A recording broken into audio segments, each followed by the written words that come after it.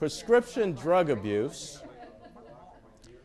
Prescription drug abuse is 30% of our drug problem in this country and growing. And in fact, we have children now going to what's known as farm parties, not because they're trying to, who's the pig lady? Not because they're trying to visit with the pigs. We're not talking about that type of farm.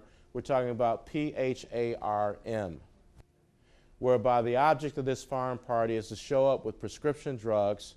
That's your cost of admission. Once you get in, you unload your pill bottle in a punch bowl. And what people do at a designated time at this party is go over to the corner of that room, get a handful of whatever it is, throw it down the hatch, and chase it with alcohol. The object of this party is to see what happens next. And that lets you know what kind of time you had. So these are emerging phenomena that we're starting to see. Wet is also known as angel dust on the street. True or false?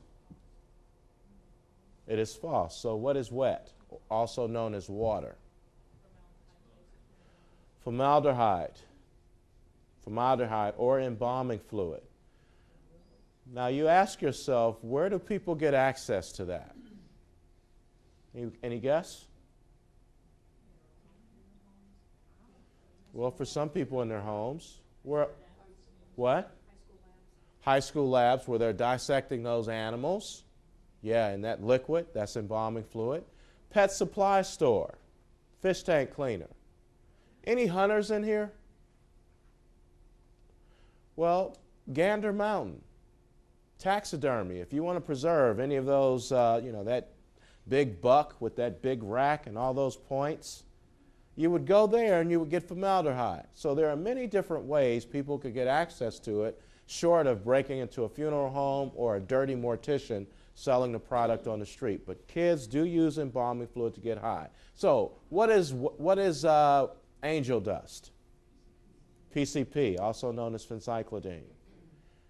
How do kids use tampons and Tampax to get high in schools today? How do they do that?